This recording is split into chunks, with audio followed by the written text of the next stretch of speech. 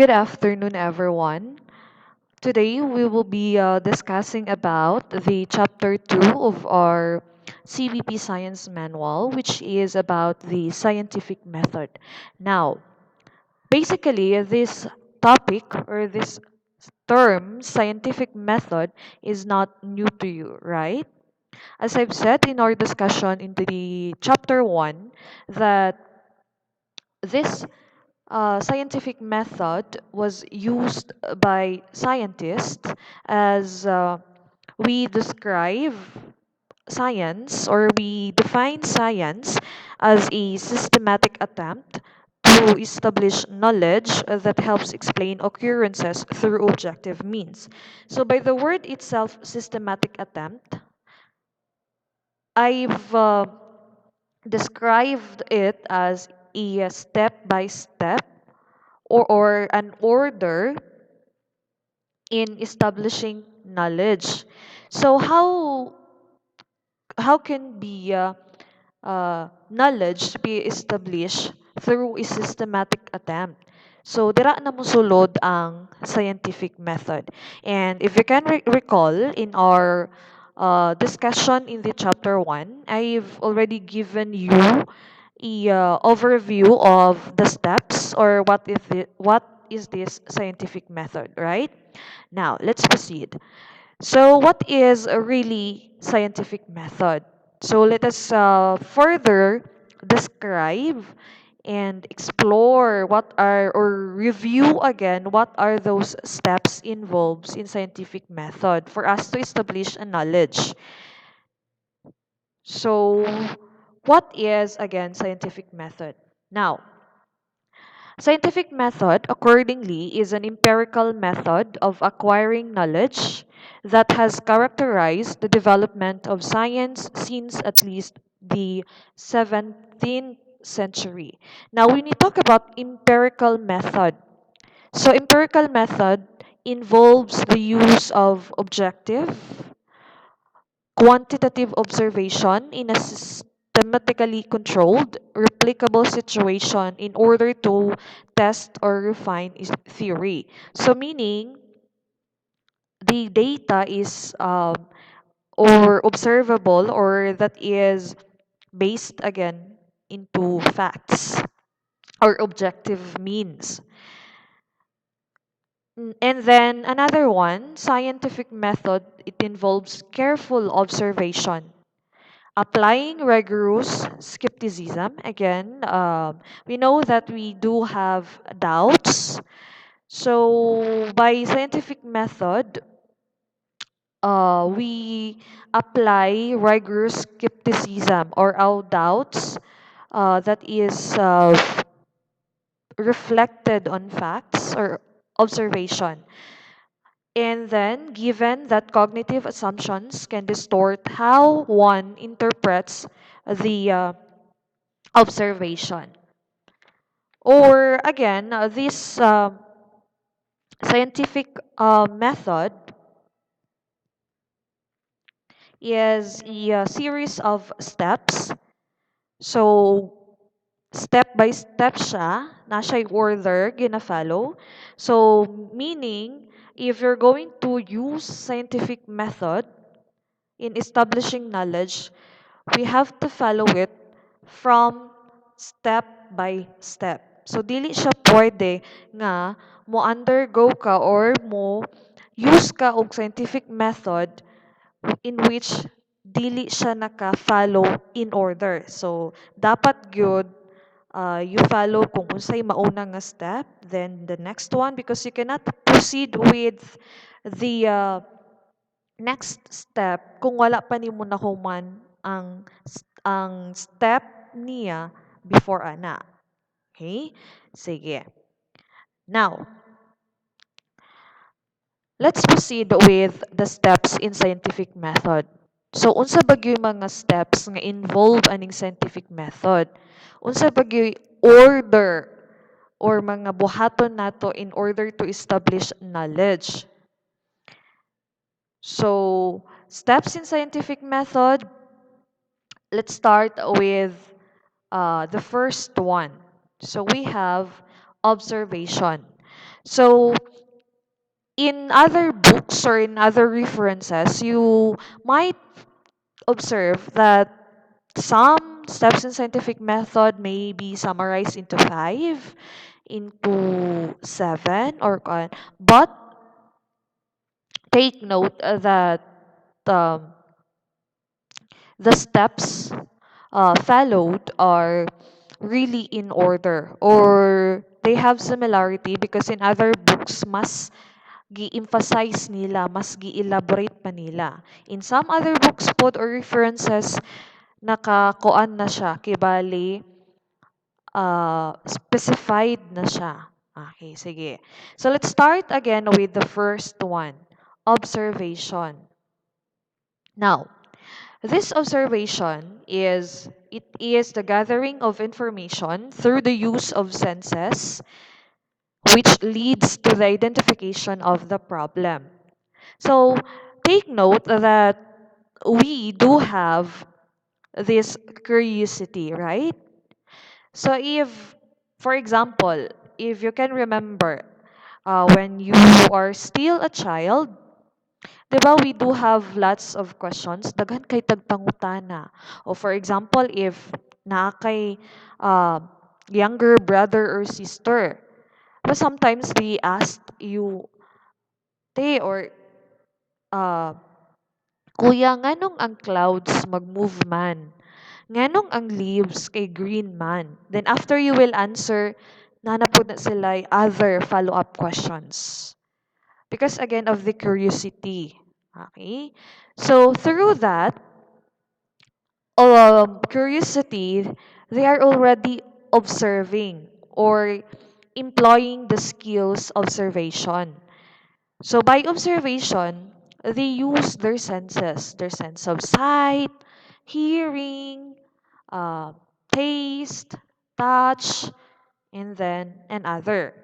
So by doing that observation using their senses, it may lead to a problem or identification of a problem.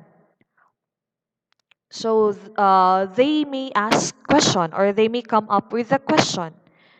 So they may ask questions that starts with how, what, when, who, which, why, or where. So those are the questions that start of questions that they may come up. Now, take note that the questions can be measure or with a number. It can be measure or specific siya na question. Okay, so that is for the um, observation. Next. So if you do already have your observation, example, observation nato is we have, our question nato is that, how does fertilizer affect the growth of 100 mango seeds in a pot? So take note again, through observation, we observed, we use our senses, kay nag-observe ta sa mga plants kung kani munggo seeds, kung sa bagay mahitabo, kung kani siya ibutang sapat, kung sabay connect niya sa fertilizer. So kana siya, nag-observe ka. So by observing, naka-come up ka with a question, identify nimo ang question, right? So your question, for example, is kani, again, how does fertilizer affect the growth of 100 mango seeds in a pot? So take note of the question, it can be measured. So nakaspecify good siya. So 100 mango seeds. Now, if you have already your question, let's proceed with the next step. So, pwede na ka makaproceed with the next step. Say, buhaton. You will have a background research or you will gather additional information with regards to your problems. So, para mas mapursupan nimo imuhang question, so you will have or you will do research. You will look for information in references such as books in the internet, or you may ask questions from people concerned about your uh, problem. Okay, so that is background research. Now, if you have already your information gathered about your problem, the next step to do is that you have to construct or formulate your hypothesis. Now, what is this hypothesis, ma'am? So, take note you have a problem, right? So, before ka proceed with a conclusion or final answer, you have to formulate an educated guess or a tentative answer to your question or your problem. So meaning, magtagna ka og answer, possible answers sa imuhang question or sa imuhang problem. What will be the possible answers? Now, so since tentative answer man siya, so it comes into two. So duha imuhang hypothesis. We have kinds of hypothesis. We have the null hypothesis and we have alternative hypothesis. When we talk about null hypothesis, it is in a negative statement. Now, if we talk about alternative hypothesis, a positive statement. So, duha imuhang hypothesis or imuhang educated guess or tentative answer. Ang isa naa sa negative statement. Ang isa in a positive side. Now, balik ta sa to ang question. Sa gani ato ang question? What is our question? We have, how does fertilizer affect the growth of 100 mango seeds in a pot? So take note of that. That is our example. Ato ang question. So what will be our possible or null and alternative hypothesis nato regarding sa ato ang problem?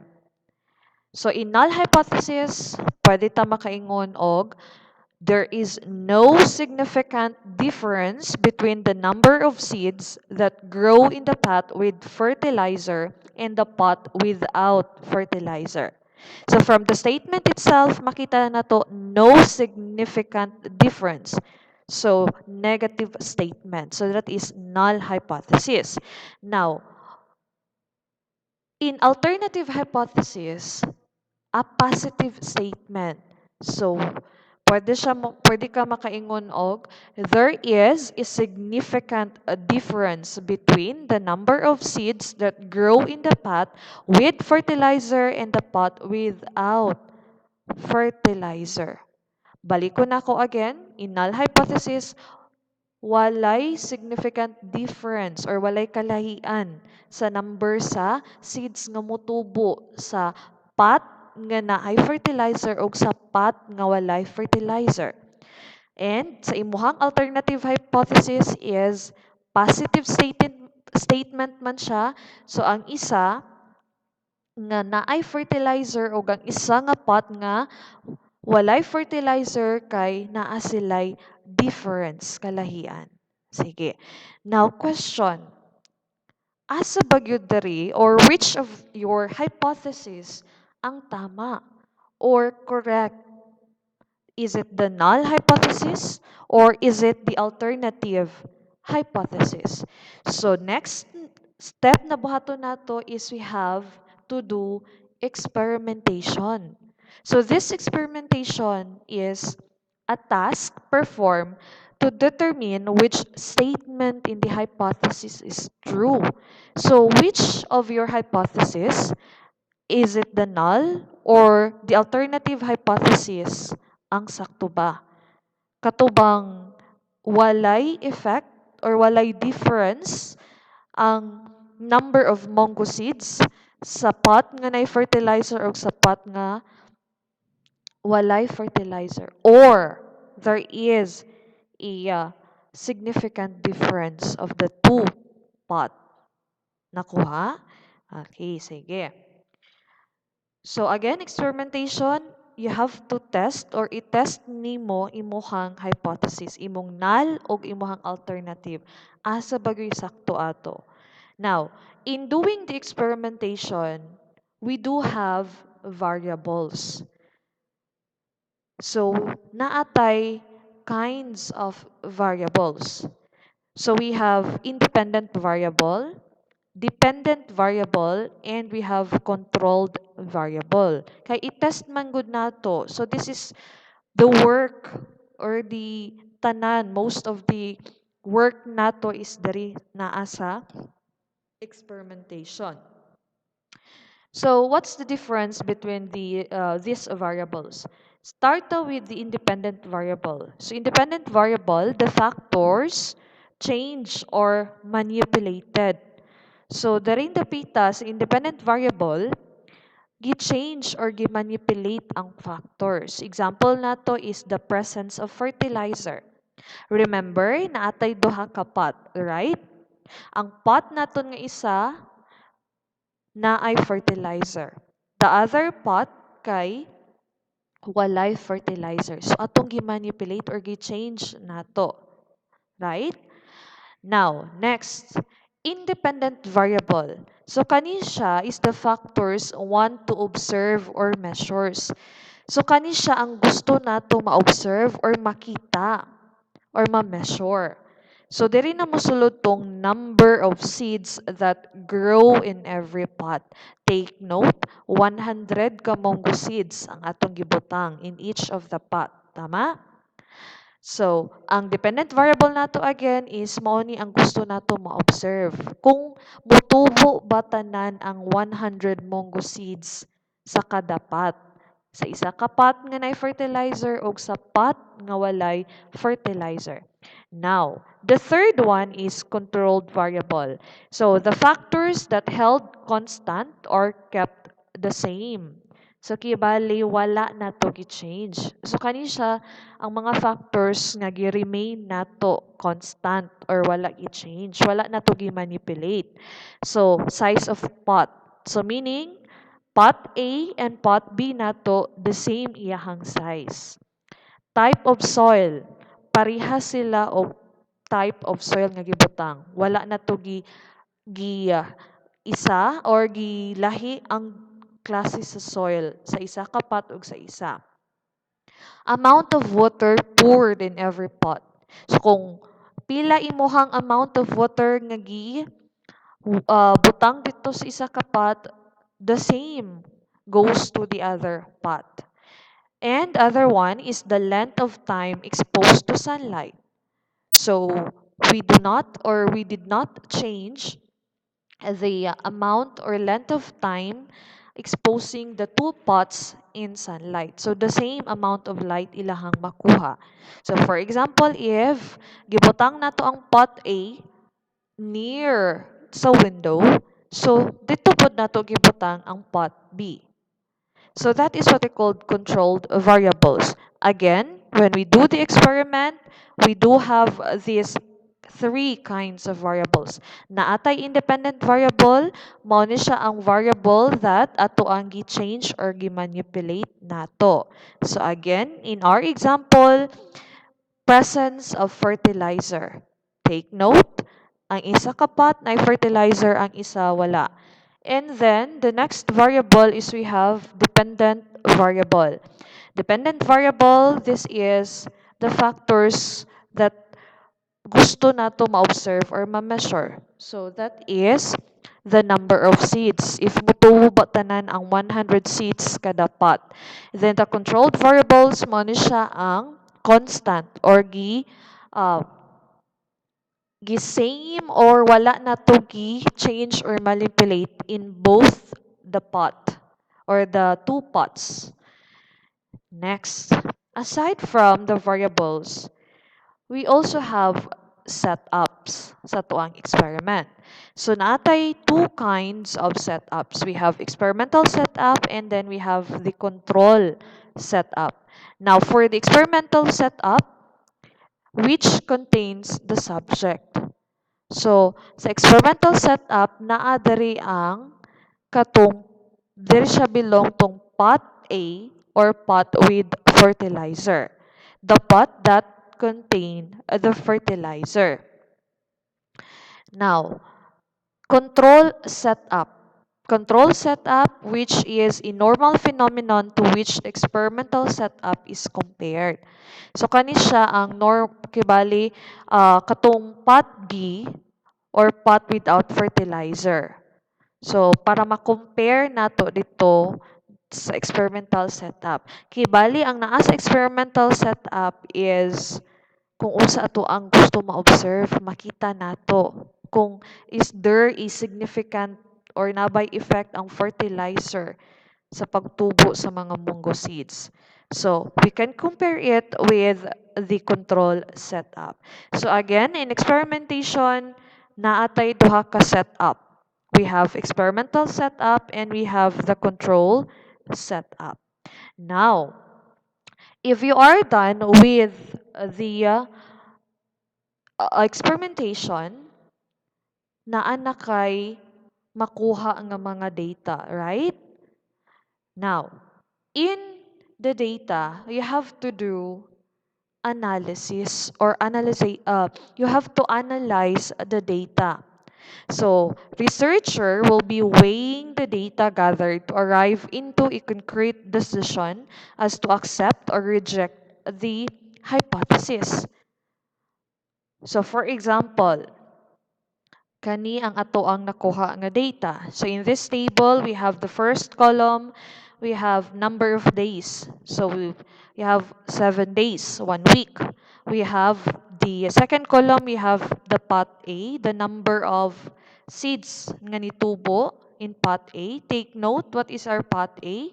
Mao na siya ang naay fertilizer. Ato ang experimental setup. Take note.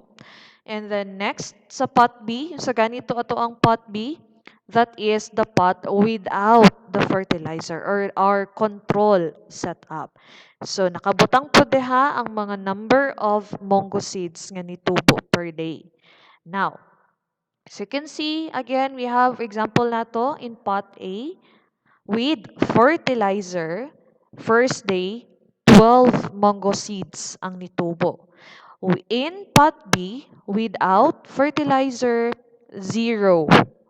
So meaning, walay nitubo nga mongo seeds. Now, let's go to the total. So for 7 days, the pot A with fertilizer completely 100 mongo seeds ang ni-grow.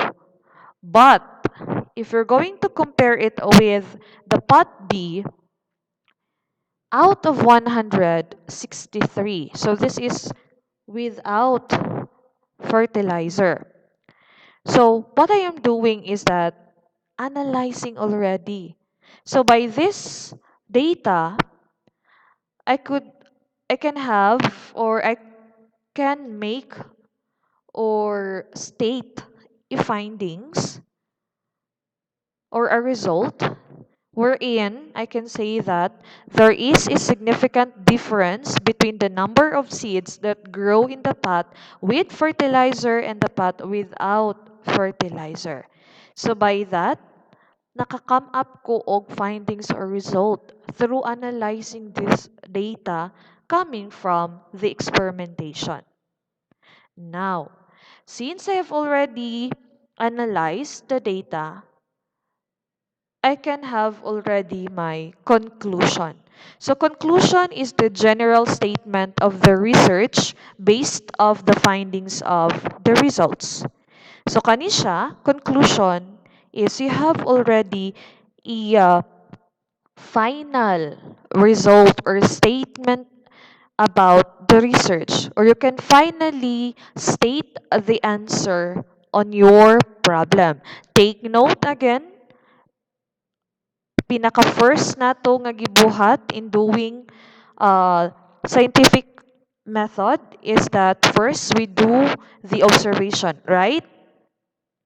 We use our senses, and then by that observing we come up with a problem, and after the problem, for further information, we do the background research.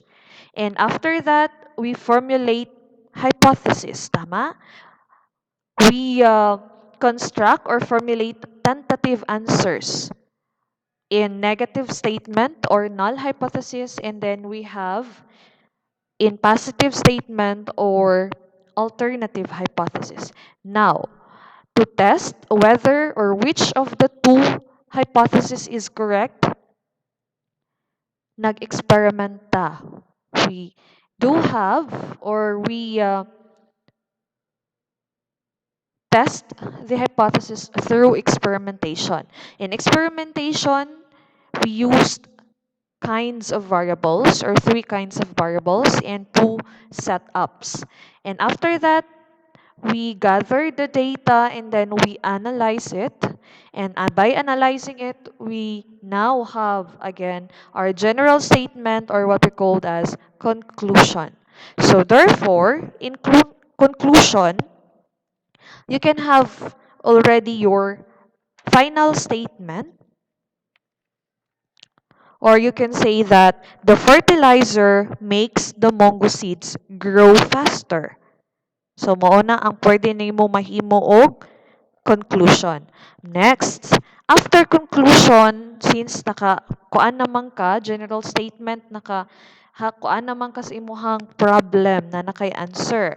Next, the last thing to do is you have recommendation. So this part were suggestions, either replacement or adjustment in the variables or method is being presented. So for example, the researcher suggests the use of organic fertilizer. So, pwede ka or ikaw, the researcher, may suggest that mas better ang organic fertilizer comparing to non-organic fertilizer para mas madali, mas mo fast pagyod ang pagtubo sa mango seeds. So, that is the last step for scientific method. Again, steps of scientific method. First, you do observation. In observation, you can come up with a problem. And the next, if you have already your problem, you will do background research. Look for information about your problem. Next, you will formulate a hypothesis or tentative guess. It could be in null hypothesis or alternative hypothesis. Next, you have to test your hypothesis. You will do the experimentation. In experimentation, you have the setups and we have variables. Next, after you are done with your experimentation, you can analyze the data. After analyzing the data, finally you can come up with a general statement or a conclusion. And lastly, in relation to the conclusion, you can make your recommendation. So I think that concludes for the discussion for the chapter 2, which is about scientific method. So again, if you have further questions or clarifications, you can ask me or message me about it. Thank you and God bless.